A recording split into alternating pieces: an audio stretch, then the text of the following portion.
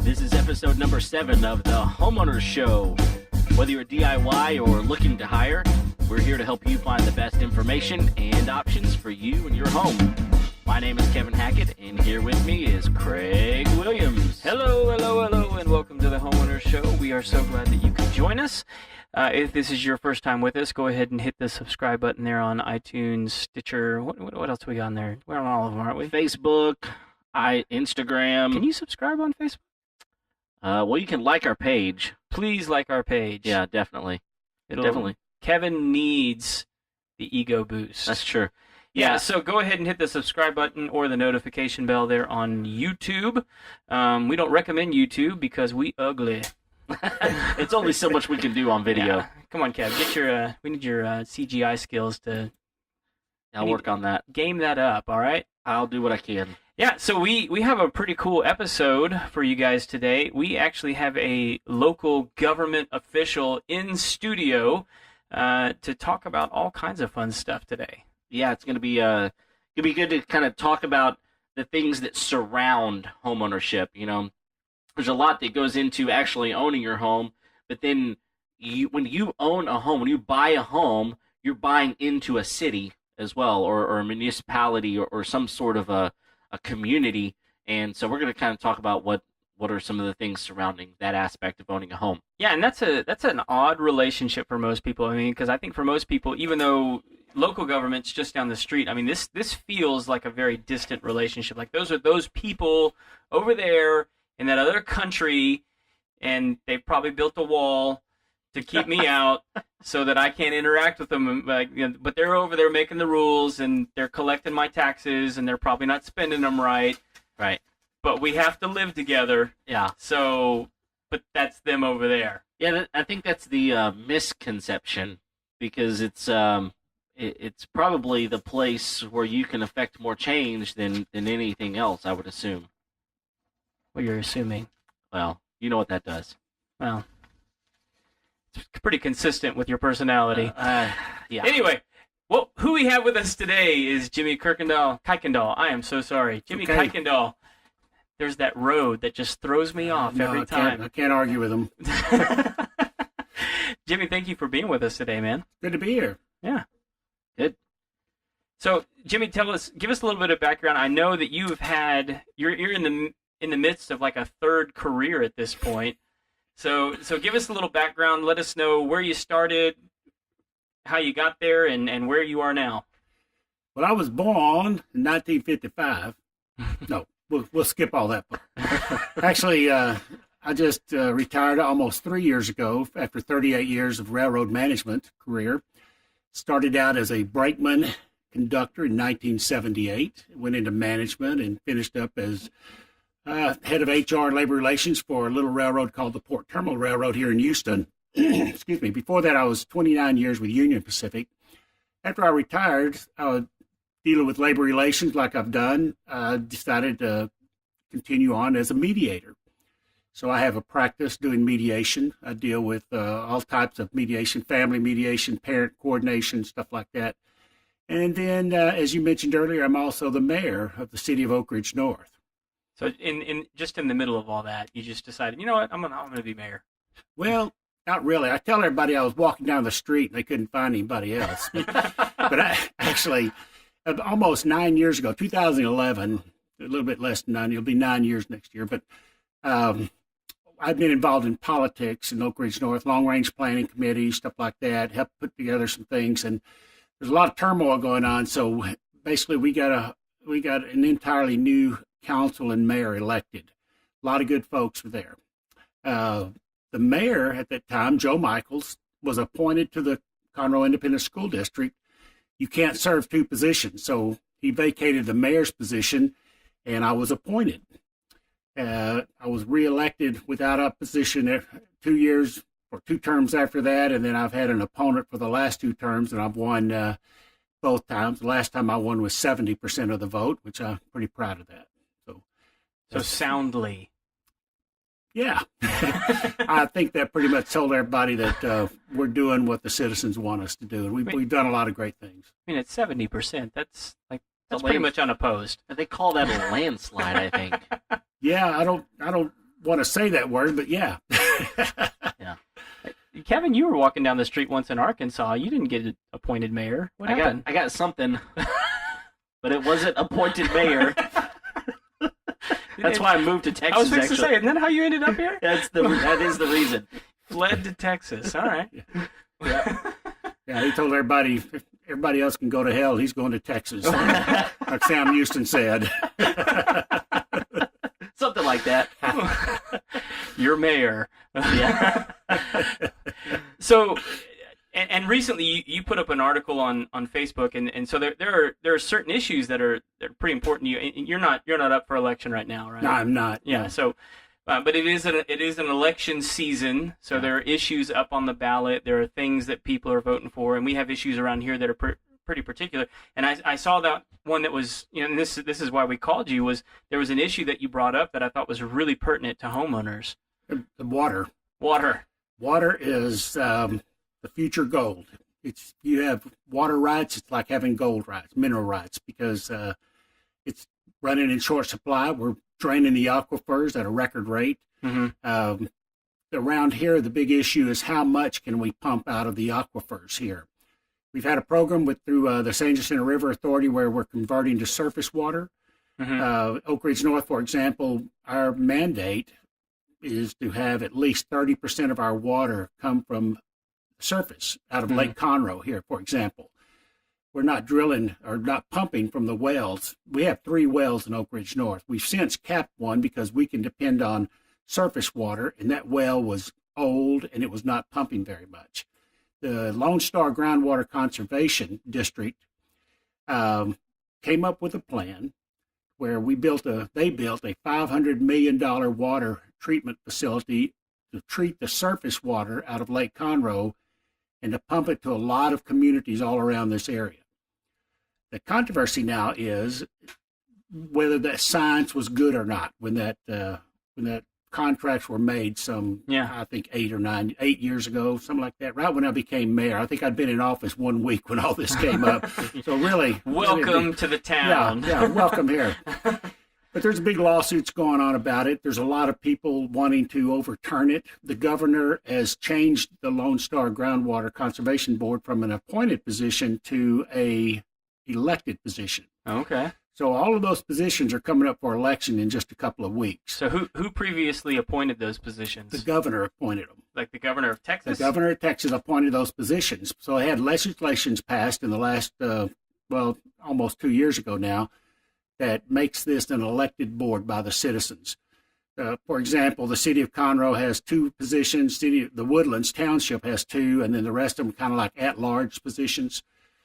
The problem with that is that there's a lot of misinformation, and that's what I wrote about it in the article.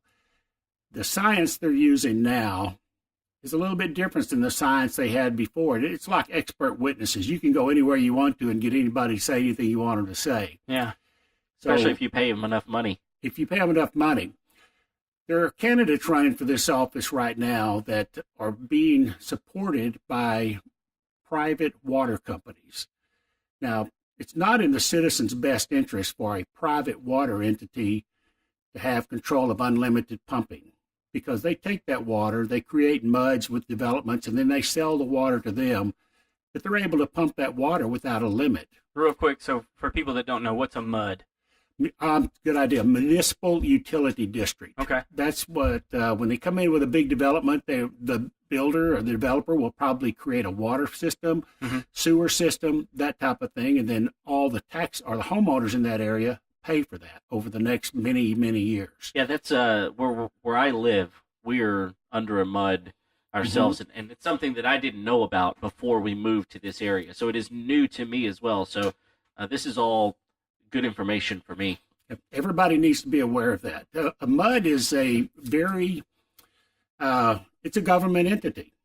Basically a mud over an area out in the county can use a lot of their influence. For example, in Texas, they've already decided that they can create their own police department because under the law in Texas, it says that they can protect their own assets. So what they've done in a lot of areas, they contract police officers to come patrol their areas, along with the sheriff's department, because they're still out in the county. So that's an issue, and that's a big difference between a city. And I personally have problems with places like that because you don't need more government. So what you're telling me, what I'm hearing you say, is it's almost as if they have so much power that they're circumventing the government itself. It's like they've got their own ways of doing things, and they can kind of get around what has been set up for years and years and years. Well, to an extent, they can only have the power that the state law gives them. Okay. In the case I'm talking about, one MUD district, for example, created a special district with the city of Houston. Now, Houston is some 30 some odd miles away from our area out here. But their area, their extraterritorial jurisdiction comes all the way out to the end of Oak Ridge North on the south end. Now, that MUD down there made a special deal with them that the Houston would not annex them, and they'd create a special district and charge 2% sales tax and give Houston part of it. See, that's to me is not a good thing, but that happens, and that's why there's going to be legislation this year in Texas legislation when they meet in January regarding these special districts, because that's not always a good thing. Sure. Getting back to, I'm sorry, go ahead. No, go ahead. Getting back to the water issues here. There's a lot of good people here. Now, there's a big lawsuit that's been going on that's driven up the water rates because we pay, as a homeowner, we pay our water bill to the city, or to the MUD in your case. We pay a fee to the Lone Star Groundwater Conservation District because of all the things they do for the water, and then we pay a fee to the San Jacinto River Authority. Now, let me refresh you.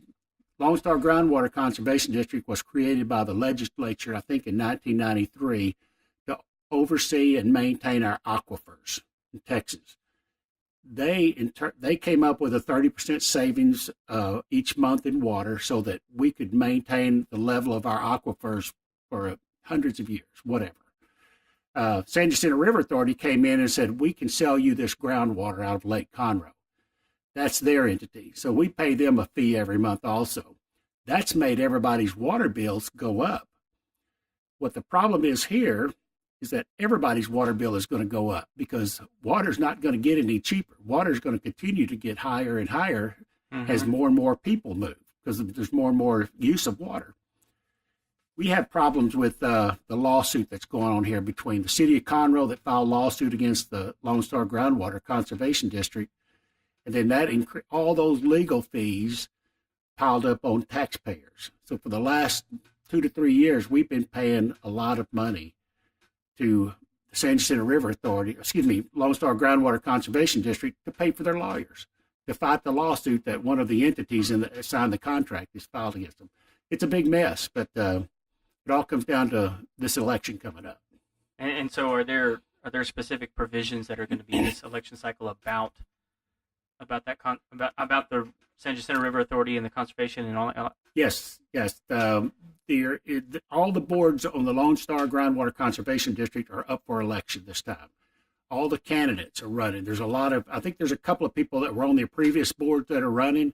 A lot of the other candidates that are really being pushed hard by an organization called RAW, or Restore Affordable Water is what it's called. They have pushed a slate of candidates, did mail outs and all kinds of stuff. And they are backed by a private water company called Quadvest. Quadvest is a company that has, they have their own interest at heart, I'm sure, because they're a business. Sure. Now, I'm not saying their candidates are good or bad, but I want candidates who are willing to come in here and work on behalf of the citizens. I don't want them to come in here to reinvent the wheel. There's a lot of talk that these guys are going to come in and basically, let's just drop the lawsuit. Let the city of Conroe win. But that's not how this is going to work, because I believe that a lot of people in the state of Texas, other groundwater districts all around the state, are looking at what's happening here. If, for example, this contract, $500 million contract that we all signed years ago, If that's overturned, there's nothing to say that all these other water districts won't do the same thing, find some other type of signs that they like, Mm-hmm. and then do the same thing. So this has got a ripple effect that I believe is probably going to be decided in the Texas Supreme Court one of these days. So it's real interesting. I know as we've got listeners listening to this show today, they're going, okay, I'm not into politics. I'm not into some of these sorts of things. But what you're saying is that all of this is affecting me as a homeowner, my bottom dollar, that my water bill is going to go up. And so it's not just a matter of me washing my dishes every day and taking a shower every day, but especially if you're the type of person who has an irrigation system and you're using a lot of water on your grass and these sorts of things, that month to month to month, I might see a certain percentage increase in my water bill because of all of these politic things that are happening. And so I guess the thing that I really kind of want to bring it back to here is, as a homeowner, this should be something that I'm concerned about. Exactly. Let me talk about how the water system works in a city. And I can only speak from our city that we live in. Water systems are self-sustaining. That's meant that the water and sewer systems need to be paid. They need to pay for themselves by the users that use the services. If you have a high water bill, it's because you used a lot of water. Sure, that makes sense. Yep. And I'm going to give you an actual example. I brought my water bill because it's a good example. In the month of September, or basically last part of August into September, I paid $233.08 for a water bill. That's a water. 1 month. 1 month. Wow. Now, the reason I did that is because I like to water my yard. I water my yard 3 times a week during that hot part of the year. I've got a great looking yard. That was my choice to do that. Right. Am I wasting water? No, but I'm paying for the water. I'm paying a premium for that water. This month, I turned off the sprinkler system, and the latest bill I've got was for $86.17. Now, that includes I only used 946 gallons of water that month. Now, it's just my wife and I there. I use the minimum amount of water that you get billed for, but then on top of that were fees for like the garbage, $30. Lone Star Groundwater Conservation District fee was 23 cents. A lot of people think that's just unbelievably bad, but 23 cents. But that's based upon the amount of gallons of water I used. The Lone Star the San Jacinto River Authority fee was $6.06. So again, based upon the amount of usage. Then, of course, the sales tax on that is $2.50. I say all that to say that we're in control of our own destiny with water. The basic rate in Oak Ridge North is $13.46 for up to 10,000 gallons. Commercially, it's higher. Now, commercial businesses have higher rates, and that's just completely different. But we're talking about homeowners here. If I like to water my yard a lot, I need to expect that high bill. Mm-hmm. But if I want to conserve it, a lot of people in our town like to use the irrigation system that come from rainwater that goes into the cistern type systems that they can use it to water their yard, their gardens and stuff like that. There's a lot of alternatives. A lot of that stuff is what the Lone Star Conservation District does. They go out and try to educate the public about how to conserve this water and get the 30%. But in our area, I think we have very good rates. And everything that we pay for water in the city of Oak Ridge North goes directly back into it. This year, and our year just ended, our new year starts September, we are going to put about $300,000 back into our water system for maintenance and upgrading our infrastructure. About 4 years ago, we had to sell bonds to pay for a new water system in Oak Ridge North because in years past, the systems had been neglected and the infrastructure corroded and was down to nothing. We were experiencing in our sewer and water system tremendous leakage, which cost a lot of money. So with the new bond, we were able to build 2 new storage tanks, which were condemnable by state standards before, and we're able to redo basically the sewer system from the past. Over the years, we've done that. Now, instead of having to float a bond in the future, we are paying a little bit every year as we go so that we don't have to go into debt. And that's good business. Well, that sounds good. And what I like about that is that you're doing everything to be responsible. And again, as a homeowner, it's important that I buy into a city, a municipality, a township, whatever, that is being responsible with their water and that they're fighting for the things that are in the best interest of me, the homeowner, and not just in the best interest of the water company who's trying to make money. Right. So that's really important. It is. And a lot of things, there's a lot of things that homeowners don't realize. You let your toilet leak. You flush your toilet and you hear that water kind of leaking out there after it's stopped. You better call somebody. That little flapper in there that leaks, you let that go over a weekend and you could cost us several $100s. We've had a case where a woman did that. It leaked, was out of town, came back. I think she owed $800 as a water bill because that water continually dripped all the time. Same thing with pressure in your house. Get a pressure meter, put it on your faucet to see if your house has a leak in it. See if there's a water leak somewhere. These are things we can do. If there's a leak in your irrigation system, fix it. Yeah, we actually talked just last week, our episode number 6.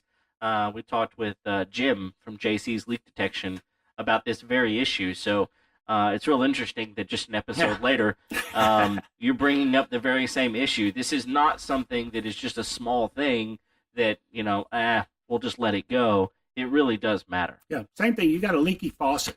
A little faucet, kind of a little stream coming out like that. That's money. That is actual money going down your drain. Yeah, and it's not just you either. I don't even think I even got to talk about this last episode, but like we actually had an issue where somebody on the property left a hose on, watering the horses, and got a notice from our water treatment plant saying, "Hey, you might have a leak. You might need to check this out." And it's because I'm not just costing me money; I'm costing them money because they noticed much more water coming out of the reservoir than usual, and I'm using it, and they can look at the water meter and tell exactly where it's coming from. Sure. So it's crucial for homeowners to be paying attention to this kind of stuff. Yeah. Same thing with swimming pools. Swimming pools, the sun evaporates, the water in your pool. I think Jim said it was like 1/8 of an inch every day. Every day. It's crazy. That is, and I have to fill mine up. Yeah. My girls are gone now. It's just my wife and I. Nobody uses it. I just go out there and throw money in it every month. So Jim, like, now that these positions are elected, I assume that there are opposing candidates for these positions. So in your mind, if the wrong person gets in this role, what could that do that's detrimental to the homeowner? Well, I think if the wrong person gets in the role, that it's not going to be immediate. Mm-hmm. For example, let's say that these new candidates came in there and they decided to drop this lawsuit. Well, meaning just let it go. Yeah, okay, we're going to do this. There's a possibility that the water rates could go really high because all these other entities in the state already have a vested interest in this about the outcome of it. I don't think it's easily done. I think people are going to have to work through this issue. Now, as a mediator, I've actually talked to both sides and tried to get them to come to the table, encourage them to come to the table because these are things that can be worked out. The science of the past, Lone Star Groundwater just did a 3-year study after the lawsuit was filed that basically shows that, okay, we can increase the amount of water being pumped out of the ground to like 100,000 acre feet per year, which is a lot of water. Right. I'm concerned that that's not being done. They refuse to settle things. It just goes on and on for whatever reason. But it's the taxpayers that are paying for it. This is not going to go away, and I think it's going to even cost more. There's an opportunity. I think the articles we read, that we wrote about, that talks about the possibility that water could go even higher. Yeah.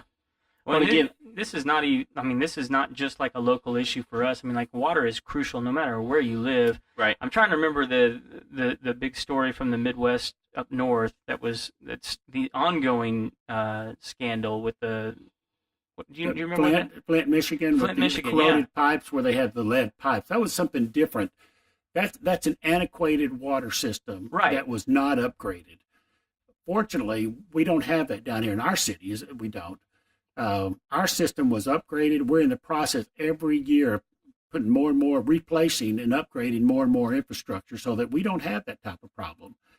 That Right, but was, if you get the wrong people in office who are going to neglect those systems or not pay attention to how they're run, I mean, you could in a very short period of time probably have similar issues if you don't have the right people there, right? but yeah, you could. I mean, all that stuff is possible, but hopefully there's enough eyes on everything now. And this is what I wanted to kind of tell your listeners about.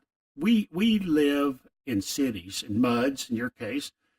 We have the most grassroots form of government in the world.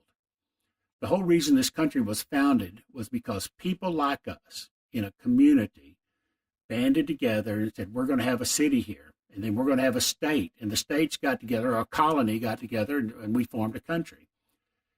It's Territory. Territory. That's it.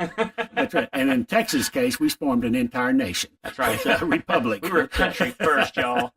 That's right.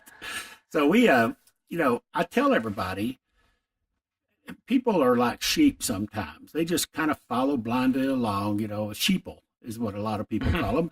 They just kind of follow blindly along. Okay, well, I like this party. I like this stuff right here. I like these people. It doesn't matter what they're doing. I'm just going to vote for them.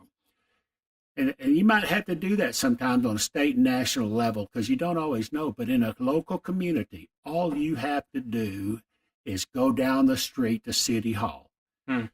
We're next door neighbors. We live close to each other. We work by each other, and we know each other. So come down to City Hall and be involved. Listen to what's going on. Everything's posted by law. You know when things are happening. You know the decisions, stuff like that. That's the best thing that we can do to keep track of all this. So in your mind, is it difficult to get a hold of the mayor of Oak Ridge? It is not. It is not. I have a card. I give everybody. I have a phone number they call. It's got a recorded line on it, but I answer the call. Most of the time I get the emails. I've never failed to answer an email. Right. I've even gone to people's houses and talked to them. Because that's we're a small town, yeah, and that's important. If it's important enough that somebody call me. We had a water issue. Now, here's what small town mayors do sometimes. We had a big water issue where a computer glitch turned off a lot of people's water. That's bad. A lot of people got home from work, didn't have any water. I had a family come to my house, a husband, wife, and 2 children. I was not home. My wife was there, and they said, our water's off. What do we do? And my wife said, I don't know. You come take a shower here. And they said, oh, no, we just want the mayor to know. Well, we got it fixed that night. I mean, we had them go turn everybody back on, that type of deal. And that's it. Things happen. Things happen. But you're able to get in touch with people. We're very responsive to the needs of the people in our city. Man. Well, so in a small city like Oak Ridge, and it's actually not that small. It's 3,200 people. 3,200 people. But we're wrapped around us. I mean, we've got a $100,000 city, 100,000 person city right across the freeway from us. We've got a 70,000 city. I mean, we're completely surrounded. Yeah. So I mean, with 3,200 people, I mean, there's still a lot. It feels a lot bigger than 3,200 people for sure. It does, especially mobility issues, stuff like that. Yeah, it feels a lot bigger. And so, what are some of the issues that homeowners ought to be paying attention to more being in a city like that? Well, a lot of things, city ordinances are important. And in Texas, it depends on what kind of city you're in. Okay. We're a general law city. That means the state of Texas dictates a lot of what we do and how we do things by law. We have to do ordinances on everything. What's an example of an ordinance that you guys have? An ordinance would be like cutting your grass. Okay. We can't tell you to cut your grass until it's 12 inches tall, according to the state regulations. A homeowners association, on the other hand, can make their own rules. Sure. As long as they're usually set up when it's developed, they can lower it levels, they can enforce it. A homeowners is a very powerful organization. Yeah. They're like a government entity as well. But they're only for one specific person, a purpose to make sure it's taken care of. A city is multifaceted. We regulate the speed limits. We regulate, if you want a speed bump because the traffic's too heavy there, it's people going too fast. everything that involves the lifestyle of a homeowner in a city pretty much involves the city. Potholes. We just resurfaced our city 3 years ago at a cost of over $1 million. Mm-hmm. That's a lot of money. But every street was scraped off, ground up, and relaid a new asphalt in it. But the older streets lasted us almost 20 years. So it's a big deal. Yeah. So not a bad investment. Not a bad investment. No, not at all. Over the length of time, for sure. So I think one of the things that I didn't know a lot about whenever I moved to Houston was homeowners associations. And actually, where I moved to a place that has a property owners association. So it's even just a little different than a homeowners association. But so there are probably listeners out there who have heard of homeowners associations, but have never lived under a homeowners association. Maybe they even have considered buying into an HOA, but for whatever reason have decided not to. What types of things should I know as a homeowner related specifically to an HOA or, in my situation, a POA? Those organizations are there to protect your property values. That's their sole purpose in the world, is to make sure your property maintains or increases in value. Now, there's a lot of controversy about the appraisal district right now, whether or not they're appraising your houses too high and you pay too much taxes on it. But I've not found anybody yet that wouldn't take a lot more money for their house because it appraised more. Sure. But that's just unfortunate. Our houses go up and down in appraisal. You pay taxes based upon that. The city of Houston, for example, is not regulated. You can live in a part of Houston over there, and you can have horses in your backyard, and your backyard not be very big at all, because there's just no ordinances, there's no regulations for it. Houston doesn't have anything like that. Okay. We do. You can't have horses inside the city limits in your yard. Okay. There's in your HOA or your POA is probably the same thing, because it's going to affect the property values of you and your next door neighbors. A lot of different regulations: mowing your grass, keeping your yard up, not putting signs out. Nobody likes to see these bandit signs strung all up and down. Now, this is political season. You're going to see them everywhere, but I'm talking about the kind that, sell me your house. I buy ugly houses or whatever, those type of things that are just up there. But they are actually there. They will protect your investment, even though they have to sometimes take people to court. I mediated a case last week where a homeowner took the property management HOA in a small claims court, a JP court, for towing his vehicle off. Well, they had pictures of it. The vehicle was half in his yard. It was hadn't been registered in 3 years. It was half on and half off the property, and it was an eyesore. And the homeowner association, within their rights, took it away. And that's just that's one of the things they can do. Yeah, and so, for instance, for us, if we wanted to take a tree out, for example, we have to submit it.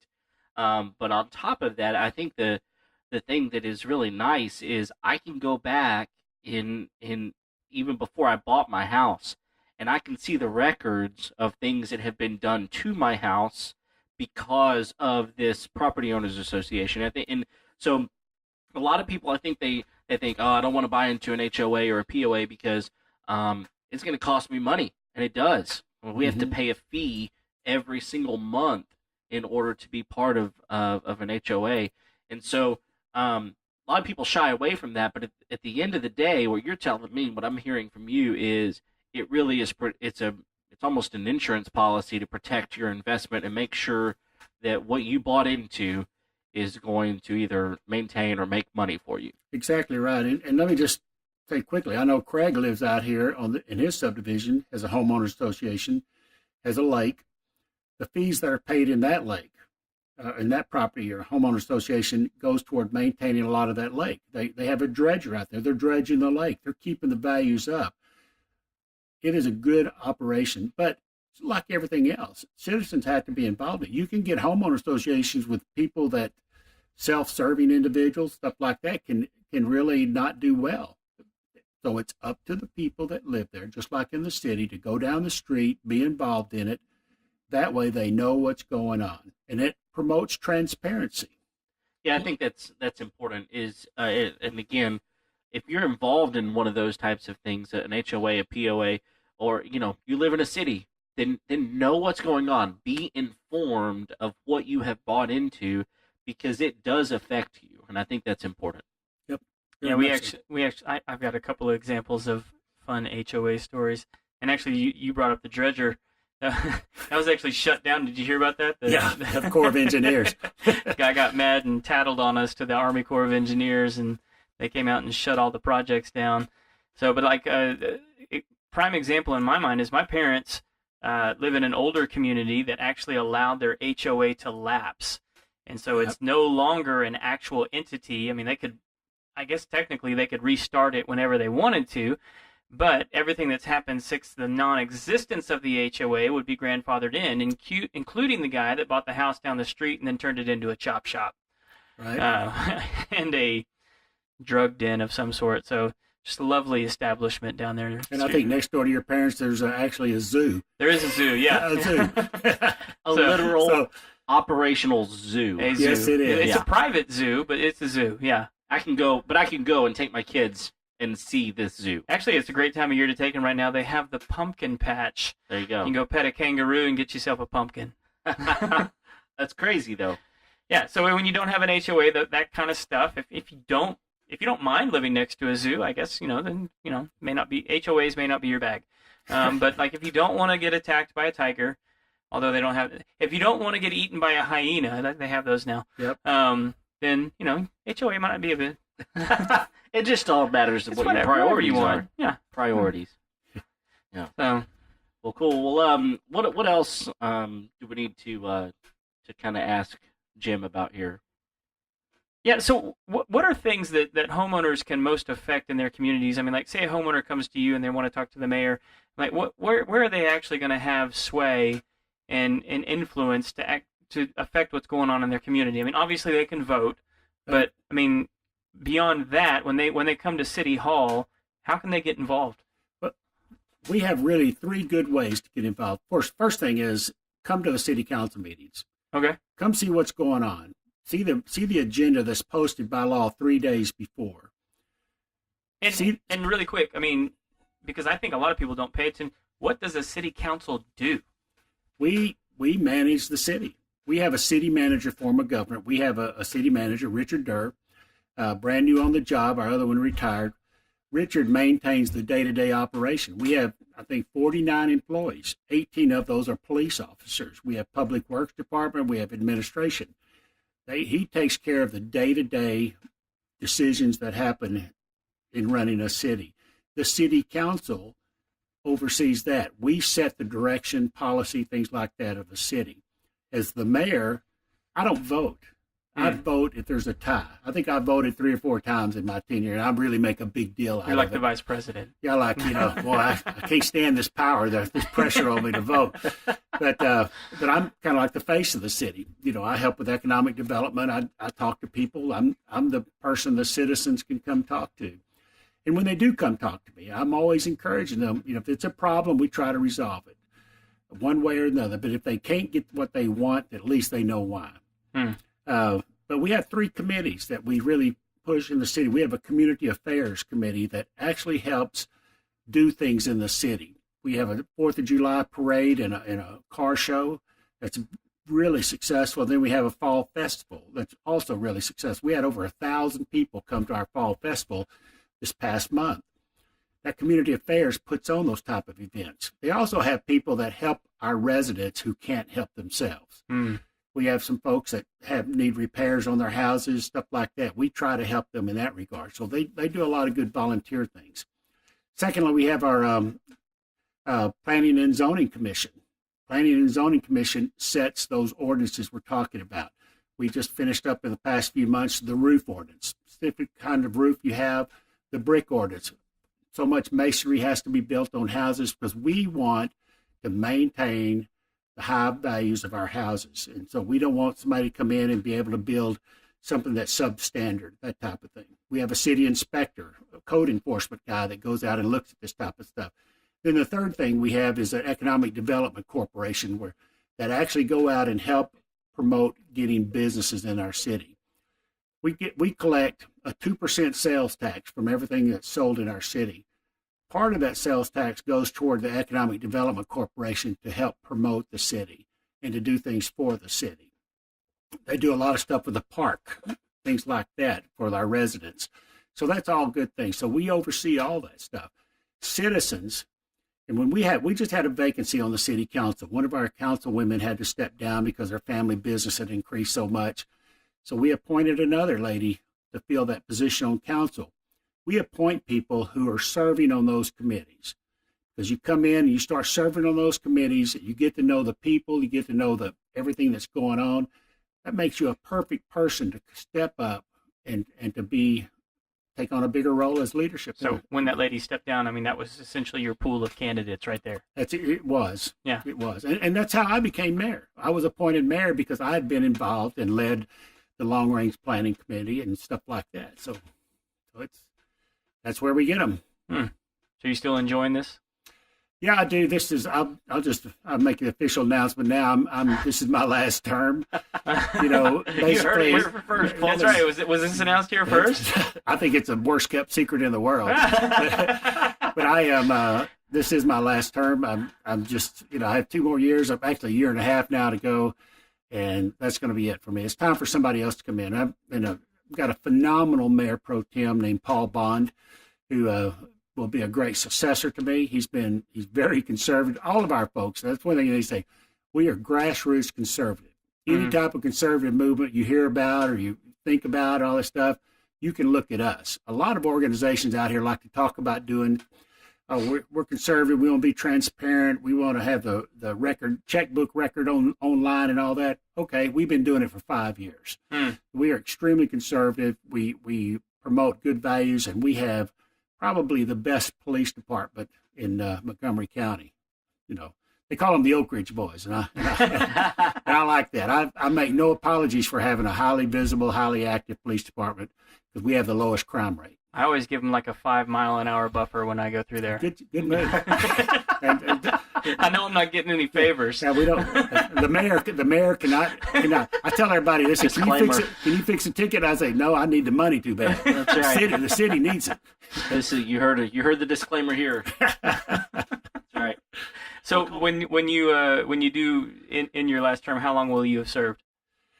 I will have served 9 years, almost 10 years. Wow. Yeah. That's awesome. awesome. Maybe one of the longest serving mayors there. I'm not sure. Most people are worn out or they get wise long before that. I don't know. I don't know what happened to me. I'm tired just talking to you, man. That's right.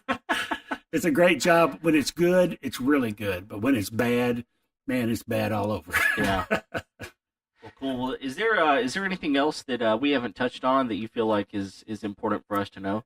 Now, just the biggest thing is citizen involvement and how people don't realize our country was founded on principles of people having differences, getting together to work them out. I think that's why I like mediation so much, because you can get people on complete ends of the spectrum and you can bring them together and they can create their own win-win situation. The problem, and I think this is in our country, we've lost a lot of that. We've lost a lot of it everywhere. If we can just start maintaining it at a local level and get through some of these bad things that are happening, the water situation, come to the table, work these things out. I'd like to think we can do it in Austin. We can do it in Washington, D.C., do it everywhere else. I tell everybody, I don't want the state of Texas coming into Oak Ridge North and telling me what to do. Yeah. Nobody knows better what's good for Oak Ridge North residents than Oak Ridge North residents. I'm sure if I were to ask Governor Abbott, all those other folks up there, he would tell you right away, I don't want Washington, D.C. and the state of Texas business. Well, that's the way I feel about it, too. So yeah, we're perfectly capable. Get involved. I think that's one of the things I heard. Know what's going on in your community. Get involved and be present. And that doesn't necessarily mean that you have to do everything and all of a sudden become this political giant in your community. It's just a matter of saying, hey, I live here. This is the place that I've chosen to put my roots down, at least for this part of my life, and make sure that you know what you've bought into and be involved. Right, and ask questions. this whole water situation I talked about, the candidates running for the Restore Affordable Water, the people backing them up, whatever, right, wrong, or indifference, we have the right as citizens to ask questions about everything. And we have the right to expect answers. That's what it's all about. Research the candidates, know who's doing what, but look out for the good of what's good for us today. Yeah, definitely. Well, we sure do appreciate you giving us some of your time and coming in here to talk about some things surrounding what it means to be a homeowner. And so we just have one more thing that we like to do with all of our guests here on our show, and it's called the Final Four. Final Four. Yeah, so these are just 4 questions we like to ask everybody and get your take. So the first one, what's the must-have tool that you won't leave your house without? And I know you're a mayor, so you're not out there, physically working on homes, but you own a home yourself, and you are capable of doing things. So if you had to have one tool that you wouldn't leave your house without, what would it be? Well, I tell everybody as the mayor, I don't leave without my security detail. And they say, what? Where's that? Where are they at? And I said, well, if you could see them, they wouldn't be very secure for me. So, I really don't have one, but I have a little penknife. And I bet your security detail. She's pretty tough. Yeah, I don't cross her. Right.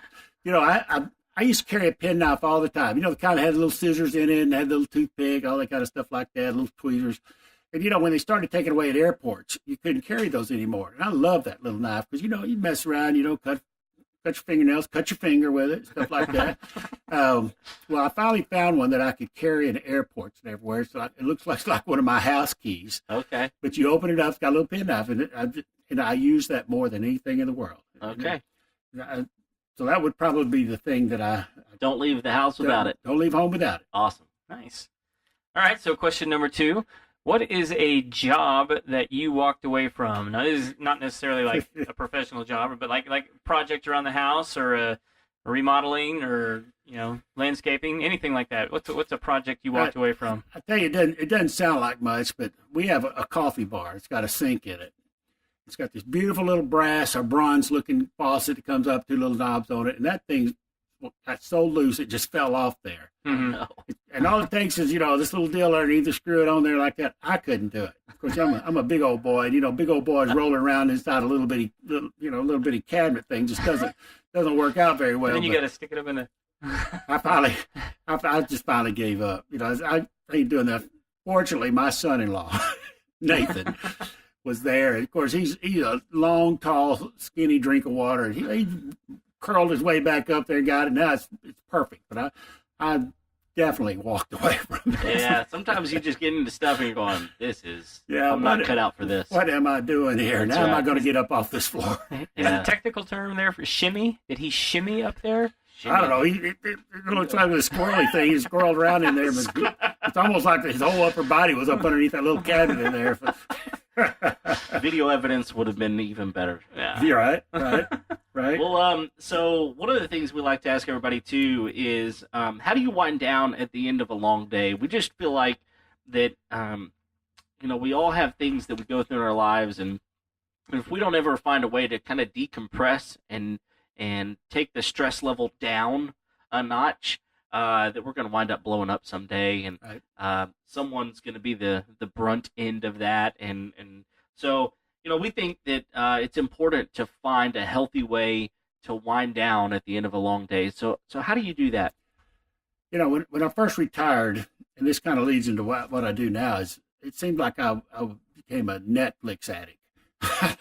I watched all these series of Netflix, one after the other, Longmire and all this stuff like that, because it's just like freeing your mind, just vegging out. And so JJ and I watch TV in the evening times together. That's something we do together. We'll eat dinner, and then we'll watch TV. Now, granted, they're all her shows, and she'll end up going to bed early, 9 o'clock. Some take a shower and go to bed, and she watches Andy Griffith all.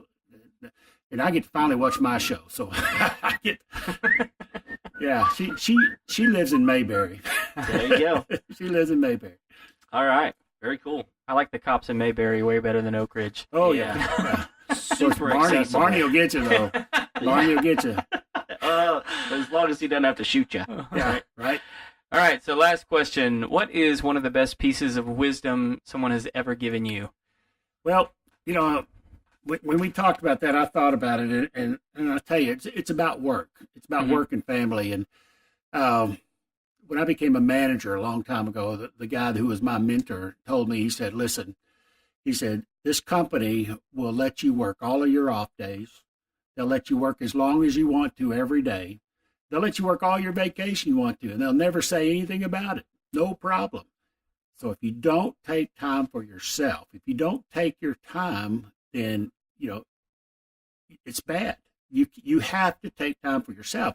And along those same lines, in the same discussion, he talks about, at best, the job you do is fourth. It should be fourth in your life at best. God's first, your family second, you yourself are third, and then after that comes your work. And you don't need to get those confused.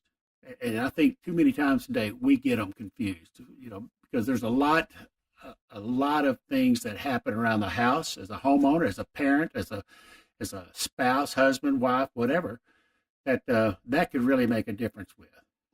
And it's so much easier to make decisions for your home and your family when you've set your priorities in line. I mean, even if you completely reverse those, it'd still be easier to make decisions. But I mean, like just having those laid out and say, this is what's most important, and then that's what's next, and that's what's next. So like when it comes time to make decisions and important shifts and moves in your family and your life and your career, it's easier to make those decisions because you've already decided what's more important. Yeah, what you do for a living is what you do. It's not who you are. Oh, you're going to get me started here. So, you're exactly right. Don't get me started on this. I know exactly right. who you are. No, you don't. That's a good thing. So, Jimmy, if people have questions or they want to get a hold of you, I know we don't want to give out the mayor's cell phone number or anything like that. Thank you. But but there may even be other mayors out there who might be struggling, have questions. They want to have like a network of mayors, or someone needs mediation or just some advice. Where can they get a hold of you? Well, I have a website. It's actually my mediation website. It's jkmediation.com. Okay. And that's probably best. That has my contact information on there, address, stuff like that. They can email you and all that kind of stuff. Email me, stuff like that. I'd be glad to talk to anybody that wants to. Awesome. We'll put that up on the show notes so people can get a hold of you. And this has been cool. Yeah, well, I've learned a lot. I appreciate you coming on and taking the time. Thanks for to do having this. me. I mean, we talked about water. We named dropped Governor Abbott. That's right. That's right. So, anything else we need to cover? Oh, you know what? We do have some stuff. If you want to follow us, you can find us on Facebook, Instagram, at homeownershow.com. You can subscribe to the show on iTunes. What else do we got there? We got Instagram. Go to Homeowners Show on Instagram. And, if there's ever a time whenever you've got a question or you've got an idea for a show, maybe you've even got a person that you think would be good for us to interview, send us a message, info@homeownershow.com. We will get that and respond to you and take all those things into consideration for sure. Yeah, and while you're there, you can buy one of these swanky T-shirts. Absolutely. Yeah, it's super comfy. Yeah. Yeah, I had some hipsters eyeing it the other day. Uh-oh. Yeah, it was that cool. Yeah, awesome. So I didn't tell them it was brand new. They didn't know. They didn't know. Well, cool. Don't forget to subscribe, and thanks for taking the time out of your day to listen to our show. And as always, make sure that if you've got any questions, you send us a message. But until then, we hope you have a great week, and we will see you next week on Tuesday. See you.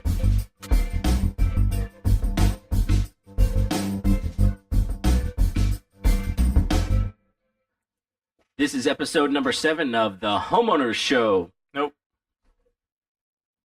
This is 6. Oh, are you sure?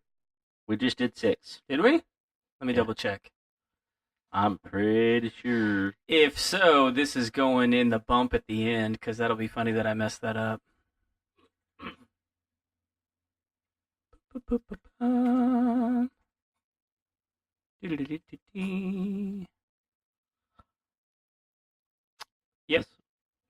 There'll be one more instance where I'm right, he's wrong. Yeah.